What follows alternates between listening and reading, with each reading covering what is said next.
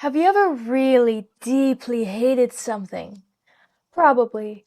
But have you ever hated something so deeply that you, in your rage, open up your little school laptop and spend months writing something not so subtly influenced by that deep hatred?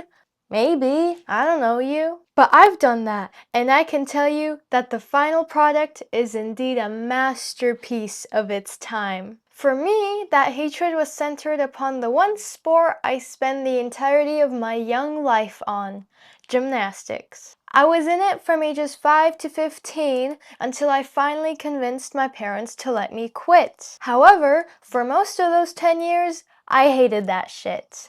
And in the story called Escape Gym that we will be reading today, it is quite obvious. It was in the works from December 2020 to February 2021 at the ripe age of 11, just like quite a lot of my stories. So let's get on reading. Today, though, we will only be reading the first half of the story. This is part 1 of 2 because this is a very long story. So I present to you Escape Gym by Baby Sawyer Casper. People with Coach Mac: Andrea, Rose, Molly, Sarah, Regina, Sasha. The owner of the gym calmly calls over the intercom. Ugh, ugh, ugh! I hate Coach Mac, and I mean hate. I wish my name wasn't called, so I did not hear the name Regina in those last few words. Coach Mac is the stupidest person in history. She treats everyone like toddlers, giving us, teenagers, the stupidest stuff imaginable. I couldn't stand her. Just thinking about Coach Mac made me want to throw up. On her. The anger inside of me grew. I stomped my feet and screamed in that anger. Inside of me, of course, since if I really did it, I would get in huge trouble. Huge trouble meaning something absolutely horrible. So horrible, my fear that I still couldn't handle. Okay, starting off strong, I suppose. We get our main character, very not so subtly name dropped as Regina, and we get two very strong personality traits. A being this hatred for Coach Mac, and B, this fear of something terrible that we do not know yet, but we're gonna find out. I suddenly imagined myself looking straight into the owner's eyes, challenging her to a fight. Whoever wins chooses if Coach Mac gets fired or not. It was kind of hard to imagine, though, as nobody has ever seen the owner. Nobody. No students, no coaches. I imagined X, but couldn't imagine it because Y is a really, really weird format of a sentence. Then I glared at Coach Mac, standing there on the edge of the floor leaning against the wall, arms crossed and looking around. She has glorious smooth black hair and amber eyes. The black shirt and pants seemed like a cherry on top of her prettiness. She looked very kind and beautiful, around in her 30s. It couldn't be more fooling. She, like all of the other coaches here, went through the process I am scared of so much. Here is what the process is. After she desperately failed on a test, she was stripped of her emotions except anger and strictness, as well as a tiny bit of pride. Then made 15 years older and given the talent of all gymnastics skills and a lot of IQ. Kind of like a robot. My worst nightmare. To Coach Mac, it was done at 16. I am 15, and that always gave me chills. The chance of ending up like her was constantly a possibility. Like a robot. We get it! Going through the process makes you kind of like a robot. We don't have to say that twice in one paragraph. And holy moly, who is naming this stuff? I know I try to differentiate it from the rest of the text by saying it in the weird font because it's always italicized, but the process and test isn't really imaginative at all. We're in this whole different universe where it's just gymnastics, gymnastics, gymnastics, and we name it what? Just the least creative, cool name ever? Okay. I like the idea of the process though, if only it had some sort of cooler name. Because damn, enhanced IQ and insane gymnastics skills? That's some advanced technology. Where can I sign up? I looked down at my normal human self, skinny but broad, in a midnight blue felt leotard with sparkling golden stars all over, a bit of them covered by my short, ugly brown hair. I was here at Planet Athletica for almost 10 years. I got here when I was 5 for an unknown to me reason. Got to the gymnastics planet at age 5? I don't know where that one came from. But the almost 10 years part, that's funny, because I didn't know how long I would have stayed in gymnastics at the time I wrote this. That one was just a coincidence. The self-insert of skinny brunette girl is so bad too.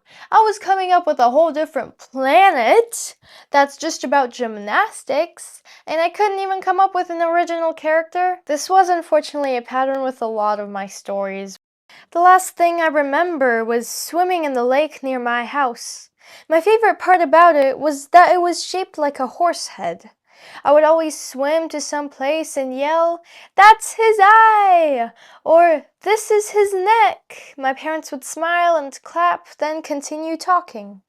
One day they were on the shore talking and laughing. I was really happy that day. I was swimming around when I heard a big noise. Suddenly I felt a very sharp pain in my head, milliseconds before I completely blanked out, and then just poof! And I am here with no memory of any movement, in this gym, on a whole other planet. Golly, this story is littered with so many unanswered questions. How small was this lake that the parents just stayed on the shore and could hear her and watch her while this 5-year-old child is swimming around on her own? And how long did it take her to figure out that this is a whole other planet? That day, as well as the next couple weeks, I felt little and scared, weak and hated. I was forced to work, made to push all of the hundreds of rules into my little head. My skills kept getting better and better over time, but I wanted to perfect my skills on my hobby, swimming, rather than gymnastics. I had long ago gotten rid of those fears, but unfortunately no human can get rid of all their fear. A tiny bit was left. And that tiny bit is the thing that keeps forcing me to do as I'm told. Today, I silently sulked for myself for the 1000th day in a row, forced by that fear to follow Coach Mac as well as the rest of my group towards the high beams. There, all we did was practice. Practice moves I know by heart and known for years. Turns, handstands, cartwheels, and all the other simple things all of the group, including me, can do perfectly. Then I took a sad glance towards the clock. Still 40 more minutes until we leave the bitchy beams. 1000th day in a row. More like 3,500th day in a row. I don't get how they actually improve their skills if all they do is stuff they're already perfect at. Cartwheels and handstands, that's 9-year-old stuff. We're almost double that age and still not doing new stuff. I feel like narratively it would have made much more sense if they were instead pushed to do skills that they aren't quite ready to do yet, like insane advanced ones, in an attempt to rush them to perfection or something. And my god, bitchy beams. At least it was not the beams capitalized. But what I really love is that bitchy is censored in the story with an asterisk. I could have opted to not use that word, but nope. Then, about 10 minutes later, Coach Max said something that made my mood rise. It wasn't enough to make me happy, but it was as close as it could be with Coach Mac around. We are gonna practice our routines. I also know it by heart, but it posed more or less of a challenge. Kick, smile, get up, turn, back handspring, cartwheel, pose, pose, pose, dismount. I kept repeating my 1.5 minute routine about 20 times until we finally had to leave. Next, boring bars. We still have not been introduced as to why Regina hates Coach Mac so much. Literally, Coach Mac has done nothing wrong, and Regina is all throughout the story just hating, hating, hating. And that's like a missed opportunity because it just makes Regina look like a weaker, less rational character. And we should be rooting for her in this story. 2 tall bars, 2 middle bars, 1 short bar, 1 floor bar. Enough for my whole group of 6. We switched bars along with tasks, all very simple and boring. Pull-ups, kicks, and swings were almost all we did there. Sometimes I think Coach Mac was taken of brain, not given. She makes us do such boring things I sometimes don't even want to try, knowing I will do it perfectly. While doing a huge swing, I felt a sudden sharp pain in my hand. I hopped off and looked at the bleeding blister on my right palm. I asked Coach Mac if I could go to the bathroom to wash off the blood. Surprisingly, she said that yes, I could. I jogged to the nearest of the 5 bathrooms in the gym. I started the water in the faucet and slowly but carefully started washing my bleeding hand. The blisters bled way too often to not be used to it. Again, with the strikingly easy stuff. If you're being gym tortured, you shouldn't be complaining about it. When my hand finally stopped bleeding, looking about normal again, for a tortured gymnast at least, I walked out of the bathroom, putting on some protection for my hand so it doesn't start bleeding again. I reviewed something I learned 10 years ago, rethinking it every single day to make sure I never forget it. The rules of Athletica. Until you learn everything, you stay here and learn. 10 hours a day doing tricks, stunts, and dances. Hundreds of people are here with me and they don't complain, so I won't either. Here, nobody cares about anything. Barely anybody talks except the coaches, even though we all can. Tortured gymnast, bro, you are so fucking dramatic, Regina. You are not tortured. 10 hours a day? That's like not too bad if every day is just cartwheels and handstands. Like, sure, it sucks. It probably hurts, but for a tortured gymnast, you'd assume like 16 hours a day, no food, no drinks, no nothing. When I finally reached my group again and started doing my sit-ups, I asked myself the question every gymnast asks themselves every day. Where do the perfects go? The perfects are the ones who can officially do any gymnastics skill at a perfect 10. It is an extremely rare occasion for someone to be good enough for that. They finish the day normally, but the next day they are nowhere to be found. They all disappear, one by one. Alright, here we are introduced to the concept of the perfects. Awesome naming, awesome naming, awesome naming. I do like the concepts though, like the people who are now officially like literally perfect at every skill, they get to graduate Gymnastics Academy and go God knows where, but probably better than here. Switch! Coach Max shouted, breaking my thoughts, and I quickly walked to the next place, doing flips on the bars, the most interesting thing I have done and probably will do with Coach Mac. After we had done all the tasks, we finally had to go to the floor. We walked halfway across the gym to the humongous lime floor. As the coach slowly set up the boring stations, I glanced at a nearby door with a huge red sign. The sign in bold black letters clearly stated, "Off limits." There are quite a lot of rooms like this all over the gym. No gymnast has ever been in one. They are usually locked, so at one point people stopped trying. 1 in 20 times the lock was left unlocked, but there were 4 locks on each door. The chance of actually getting in a room was 1 in 100, and whatever was behind the door was probably horrible. Then an idea popped into my head. I myself did not know it was there, but it was. Oh, it was. Getting ready to jump out and shout when it is the right time. Okay, I'm actually fucking crying. Those off-limit stores are actually like hella crucial to the story. And the fact that they are locked and nobody has been inside is fucking crucial because they can't know what's inside there. And then I totally 100% ruined that mystery of what is behind those doors that are all over the gym that nobody can come into by providing exact statistics on what the chance of getting into one was. Those doors don't even seem secure anymore. "Regina!" Coach Mac called, looking angrily at me. "Come here! You will do oversplits over here, and extra for not paying attention." I snapped out of my thoughts and headed to the spot Coach Mac was pointing at. She continued, "And unfortunately, even though the floor was last today, and only 2 hours were left of gymnastics, time slowed down and every 10 minutes seemed like a whole hour. Alas, after those 2 hours passed, or was it 12 hours? We could head off to our tiny room to take a break and sleep." I sat down in my uncomfy little bed and started getting ready for my much-needed sleep and rest. Everybody did the same. I cleaned my teeth, washed my face, and got into a blue leotard made specifically for sleeping and lay down onto my comfy pillow. I fell into a deep, tired sleep just about as soon as my head touched the lime pillow.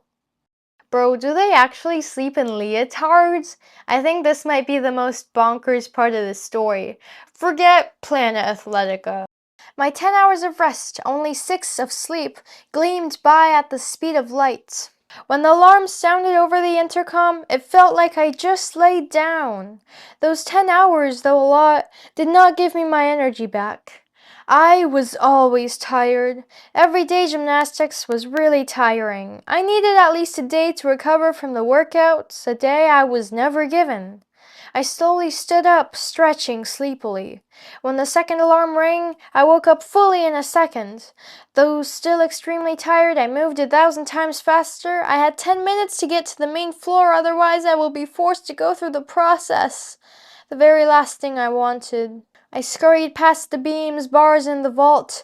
I was the last person to come. Right as I sat down, the third alarm launched off, leaving me breathless about what would have happened if I stopped, even for a second. The intercom squeaked as the boss's voice came through.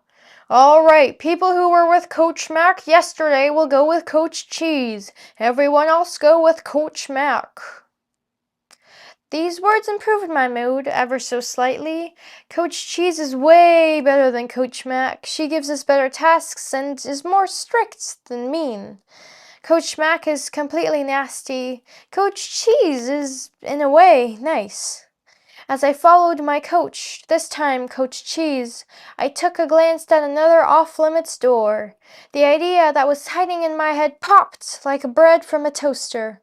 I scanned around to make sure no one was watching, then slid into the long hall with the door at the end. I looked behind me again, and then tried opening the door.